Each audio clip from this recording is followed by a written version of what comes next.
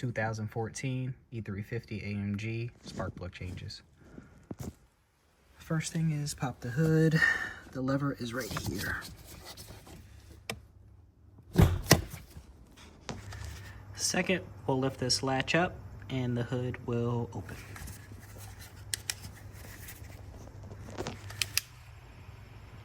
You can remove this right here by just lifting up.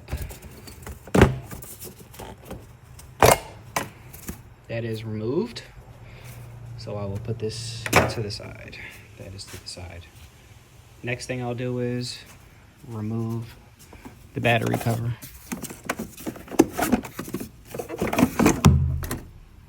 Battery cover is removed. Next, we'll remove the negative and then the positive. These are 10mm, so I'll remove that. Okay, battery terminals are removed.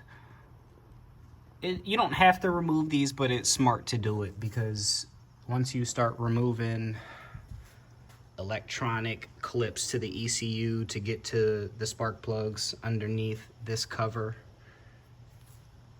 and you reconnect everything, you'll get dashboard error messages. So the next thing we'll do is remove the air filter cover. So there's a little clip here, clip underneath. You can remove this part from the airbox if you want, but I'm gonna remove this bolt and this bolt, and the air filter box will come out. We'll have access to the 3 spark plugs on this side. Okay, I have the 2 screws from the airbox out, which enables space to get to the coil packs. And then once those are removed, we can get to the spark plugs. But before that, you have to take off 2 bolts on each coil pack. And the size for those are 6.5. You can use other sizes, but I'm using metric, so we'll come back once those are removed. All right, the coils and the spark plugs are out. Not too hard to get out. Very easy. Hole right there, hole right there, and a hole right there. These are the old spark plugs. Gradually got worse, and these are the NGKs I'm gonna put it in. These are the coils. Those popped right out, and then I used the 15 to get these out, and then I'll use a 12 to put those back in as far as the socket. As we can see, the spark plugs definitely needed to be changed. This car has 118,000 miles on it. I got it when it had like 60,000 miles on it, and I never changed the spark plug, so this would be a good time to do it. And the coil packs seem to be in great condition. So I'll get this passenger side all buttoned up. All right, the spark plugs are in. 1, 2, and 3. I used a 12mm with an extension. Doesn't take that long. Now I'll put the coil packs back on. Okay, for the driver's side, you want to unplug the ECU clips, which it comes out this way, so you can use this to pull it. Clip just comes off. Same thing on the opposite side. Pull this clip back, and this comes right off the ECU here. And then you just pull it up from the bottom, and it'll come out these pockets. This was already broken here, so after you get that, you can lift the ECU like this, and then you can fold it on top of the motor.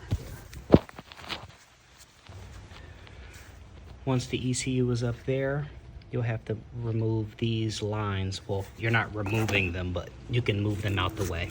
I still have them clipped. I will move them, and then you'll have access to the spark plugs and the clips right underneath.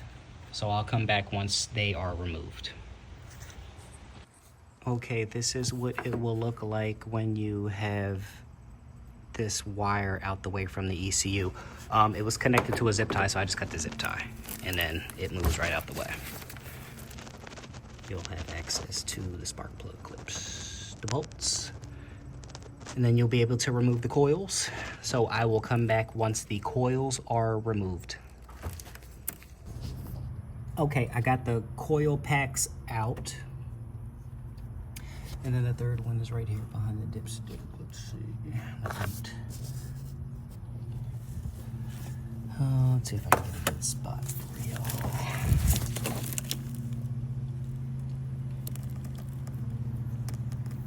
It's like back here, but you can get to it. I did not have to take off the air box to get any of the coil packs out. I disconnected the plugs first and then I took the packs out, so I will get the spark plugs out now. Also, to have more clearance, you can remove the bolt that goes here to this bracket. This holds the ECU. It gives you more room to put your hand down and get the coil out all the way back. So it definitely gives you room. There's a bolt here, and then there's a bolt that goes, it's a hole right here. Should be able to see the hole right there. All right, the spark plugs are out. Passenger, driver's side. This is how they went, like this. They were in there like this.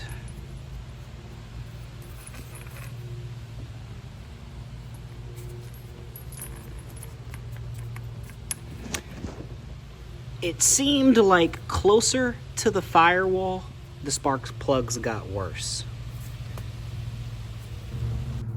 So back to the driver's side, there's actually a lot of room in here to work. I thought it was gonna be tighter than it was, but it's actually more room in here than I thought it was. So definitely loosen the ECU bracket to give you more room to get to the coils and ultimately unscrewing the spark plugs, which is easy. I used a 15 to get them out with an extension, 1/2 inch, that's it. And I will put the new ones back in and button the passenger and driver side up. And I also will take a moment to clean the air filter while I have it disassembled. And again, I did not have to take off the air box to get all the stuff out. All right, I will put the spark plugs in. They originally sent the incorrect spark plug, so I had to wait a couple days to get those. So I have the original ones now. Not the originals, but the replacement to the original. They sent the flat top ones before all the way to the tip, so I had to wait to get these today. So I will put them in on the driver's side, and I'll also put them in on the passenger side as well. Earlier in the video, I put the incorrect ones in and the boots didn't fit on the tip. So the spark plug fit in the engine, but the boot didn't fit. So I had to order the spark plug that came out of the car. I have those and I will screw those in and I'll come back when those are done. All right, the spark plugs are in. There's one in that hole there, that groove, and then there's a groove in the back right here, right where that plug is. It's really easy to get to once you have the ECU bracket off, and you can have more room for access. So now I'll put the spark plug boots on. Here they are here. I ended up changing the OEM ones to supposedly high performance boots, but if they are high performance, it would help for the future tune that this car will receive. So I will come back once the boots are on the plugs, and then we'll put the ECU bracket cables back on and put the ECU back on the bracket, and then we'll move to the passenger side. All right, spark plug boots and bolts and the spark plug there are complete. 1, 2, 3 in the back, and then these bolts that go on the actual boot, I use a 6.5. So I will put the bracket ECU back on and then put the ECU back on the bracket. 2 bolts, which are 5/16. One is right in between here, and then the other one is right here. And then I'll come back once the bracket and the ECU is back on the car. All right, ECU bracket is installed. All the lines are where they need to be. The only thing that you had to do was just connect that clip here. The ECU falls right into the rubber holders. They're like rubber grommets that it falls into. And then the ECU clips literally just clip on, and then you just press these in on the ends and it secures them down. And they're all good to go. So the driver's side is done, and then I will move on to installing the boots and the spark plugs on the passenger side, and then the airbox. All right, passenger side spark plugs are in. They're in these holes down here. Next, I'll put the boots on the passenger side and then plug in the spark plug boot connectors, and then put the screws in, which are 6.5s, and then I will proceed to put the airbox back on. All right, spark plugs and the boots are on. Screws are on the spark plug boots. I will use this opportunity to clean the airbox. Airbox is dirty. So I'll clean this all up and then put this back together, and then we'll take it from there. All right, a quick blowout. Airbox is clean, intake is clean. Put that together. All right, intake tube is on, filters back in, 2 8mm. Keeps that in place. Snap this back on, intake manifold, and then we'll put this back on here. All right, top is installed. Everything looks to be in place. Lastly, I will put the battery back together. All right, battery is connected. I will put the battery cover back on.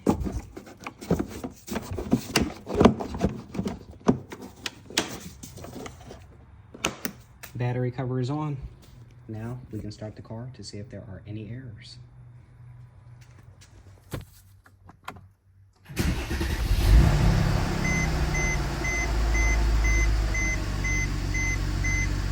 All right, I will get rid of that service B, and it seems like we are all good to go.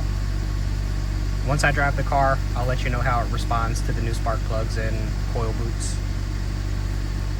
And that is how you do spark plugs on a 2014 E350 and other models engine M278 and 276.